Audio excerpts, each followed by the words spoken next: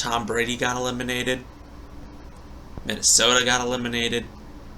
We saw some really good games. I'd say this playoffs is off to a really good start. Man, we got some good matchups this week. That's for sure. Right about now, the Funk Soul Brother. Check it out now, the Funk Soul Brother. Right about now, the Funk Soul Brother. Check it out now, the Funk Soul Brother. Right about now, the Funk Soul Brother. Check it out now, the Funk Soul Brother. Right about now, the Funk Soul Brother. Right about now, about now, about now, about now. What is poppin', y'all? It is your man, Club Boy Bales. Welcome to another episode of Wisco Sports Weekly Wednesday predictions. One round of the playoffs has been complete.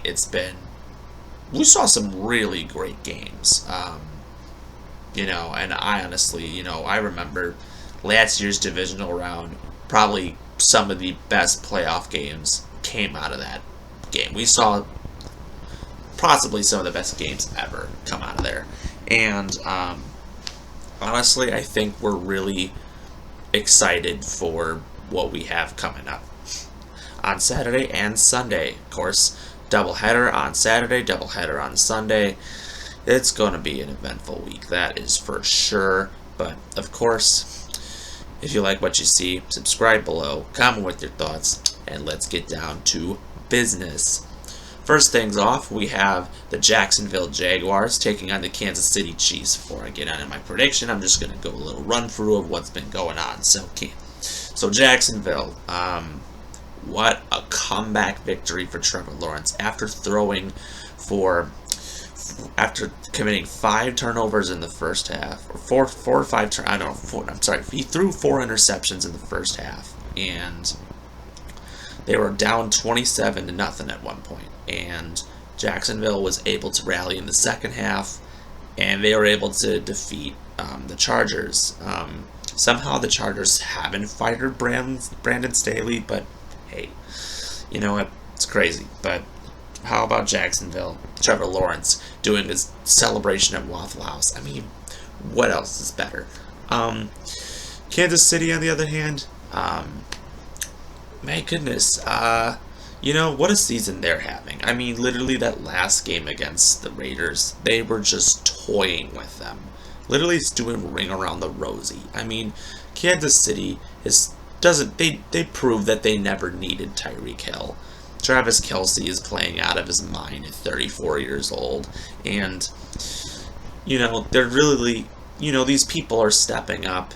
Some of these guys that I would have never thought, like Jerick McKinnon, your third string running back, is now like one of your best receivers. It's like all this crazy stuff's going on with Kansas City. It's nice to see these two teams face off once again. They faced off once earlier in the year. Kansas City did end up winning this game, and it was by a lot. But this is a different Jacksonville team. Jacksonville, I'm glad they got a win because I feel like that did boost their confidence. However, in this situation, I don't see this team going into Kansas City and just somehow shocking the world and upsetting Kansas City. I just don't see that happening with a team like this. Do I think Jacksonville will be a contender in about a year or two? Absolutely. I think Jacksonville is they're going to probably own that division for a while now if Trevor Lawrence gains confidence, because they're going to probably load up on this draft. They already, they getting Calvin Ridley back because he got his suspension. They signed him. So they're going to actually be pretty loaded at, if they really draft right. And Jacksonville's future, their fan base has to be really excited for what's coming next. So that's all I'm going to say about that. But for this, I think Kansas City just should win this game. They've been just really on a roll rate. They've just been really on a roll lately. So I'm going to say Kansas City, they should win this. All right, next up, New York Giants at Philadelphia Eagles. Well, this is an interesting occasion. So shout out to the New York Giants for beating the Vikings, as I said last week they would. I think a lot of people actually said that they were going to, and they did. Saquon Barkley played unbelievable. Daniel Jones ran the ball a lot. And you know what? The Giants just shockingly won. And Isaiah Hodgins now randomly just shows up out of nowhere and becomes a #1 wide receiver. So, you know what? The Giants, they're just, they're an underdog. Their defense is going to get better and better over the years. I mean, Thibodeau and Dexter Lawrence are some very underrated players that they have on their defense. But, I give credit to the Giants for really, pulling out the... I mean, if Dable doesn't win Coach of the Year, I would just be shocked. I mean, the Giants were like the worst team in the league last year. The worst. They were terrible. And Dable just turned the whole thing around in 1 year. And imagine if the Giants actually had top-tier talent on that team. I mean, the Giants would just be dominant. Like, they're going to probably sign some huge-name people, and I wouldn't be surprised if the Giants make noise next year. For the Philadelphia Eagles, obviously, Jalen Hurts has probably rested that shoulder for 2 weeks now. He got the rest he needed. He needs to go in there and win a game. Both times, Philly has defeated the Giants both times this year. One was a blowout. One was technically a blowout. Giants kind of came back and made it a one-score game, but all they needed was the onside kick and they got it. So, and it was really not a game that the Giants were caring about. So, Philly, I think at home, this is a big game for Hurts because I think he really wants to try to get himself the MVP. It's really between him and Patrick Mahomes, so honestly, I'm not sure on who is going to win it, but if Hurts wants to continue this dominance that we've been seeing from this Philly offense, Philly, I think, has just been on a roll. I just don't see... The Giants just didn't do really well against Philly this year. I just don't see the Giants pulling this one out against Philly. I think next year we're going to see the Giants really take a bigger step, but I think for now Philly will win this game just based on what I've seen all year from Philly. Alright, going on to Sunday. This one's probably the best matchup of the year. Matchup that we were supposed to see a couple weeks ago, but we never got to.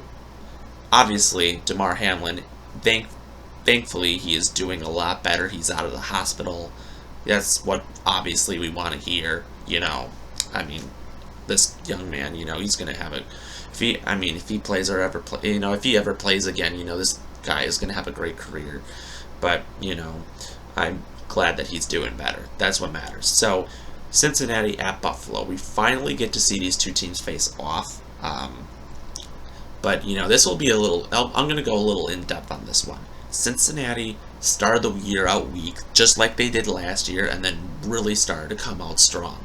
However, in these last couple games, Cincinnati, even though they had a really dominant offense, they haven't been able to show it because Joe Burrow has not really been able to get the ball off because, one, their offensive line has been missing a lot of people, and they've been really... their offensive line really hasn't improved. They haven't done much, okay? Let's just be honest. Buffalo... I thought Buffalo was the favorite going into the season. And I want to sit there and say that, everyone's riding on Buffalo because they're like, we're going to win it for Hamlin. We're going to do that. Like, they're going to campaign. We know that. But last week, against Miami and Skylar Thompson had to play at quarterback, it was a close game. It was a 3-point game in the end. And everyone thought Buffalo was going to blow them out, but they didn't. Now, I give credit to Miami for sticking with it, but that does give me a lot of concerns because if Buffalo is the dominant team that they are, I don't think that they should be letting up games like this. Now, maybe maybe that was just a trap game for them and they're just focusing on future things. That could be possible, but I don't know. Between these two teams, I think Cincinnati, they got really lucky by winning that game against Baltimore. They weren't even playing at their best. That was one of the biggest plays I've ever seen when the goal line, they tried goal line sneaking in with Tyler Huntley. and then they strip the ball, and Sam Hubbard takes it all the way to the other end for a touchdown. Crazy play, and literally, and then the crazy part was that the Ravens actually were this close to actually tying the game with a Hail Mary. The guy literally almost had it in his hands, but oh my goodness, I'm excited to see this game. I feel like this game really comes down to who was more sloppy, and I feel like I love Josh Allen. I love his heart. I love his arm. The dude is just a stud, but he's just a sloppy player. And from what we've seen this year, if he is continuing to do these things, I just don't believe he can win a Super Bowl if he continues to do that. With Cincinnati, despite Cincinnati, I'm not really sold on Cincinnati this year. Despite Cincinnati, I don't really think I am. But unfortunately, because of how I've seen Buffalo play this year and how sloppy they are, I just think Cincinnati is going to walk away with this win. Much as I wanted Buffalo to win the Super Bowl this year, but I just don't think I'm going to see it. Cincinnati, I believe, and I said that Buffalo was going to win the Super Bowl this year. All year, I said it was going to be them, but I have completely changed my mind. I think Cincinnati is going to defeat Buffalo. Yeah, can't believe I'm saying it. All right, next up, Dallas Cowboys at San Francisco 49ers. I guess a historic playoff rivalry. What's better than that? The catch. All these other, Deion Sanders and Jerry Rice going at it. We saw some in the night. We saw some crazy things go on, with these two teams. Definitely in the playoffs, especially last year when these two teams faced off. That controversial call by McCarthy to have Dak Prescott do a quarterback draw. Yeah, it's going to be interesting. This time it's in San Francisco. How about Dallas? What an impressive win over Tampa Bay. If they ended if Tom Brady's done, congratulations. I'll probably make a video on it, but I don't believe he's quite done yet. But San Francisco, what a season they had. They started the season with Trey Lance, then he gets injured, out for the year. They go with Jimmy G. Jimmy G then gets injured, and then they're stuck with Mr. Irrelevant, the final pick of the draft, Brock Purdy. And what a player he has really turned into. He's become so confident that I think that I feel like, they could go with Tom Brady, if they want to. I think if they let go of Brock Purdy, I think they'd be making a terrible mistake. I think they're really good with where they are. I think they're the most loaded team right now, and I actually think they are capable of winning the Super Bowl. I think right now, San Francisco right now is the favorite to win the Super Bowl right now.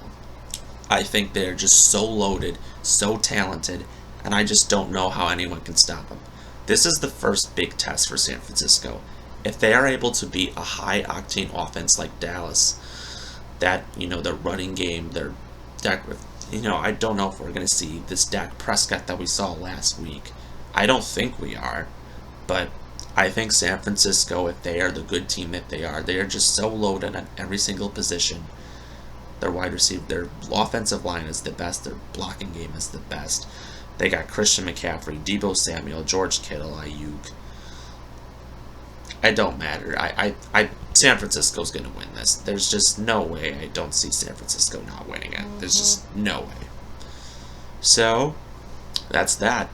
So, honestly, I could be wrong, but we'll see what happens. It'll be an interesting playoffs, that's for sure.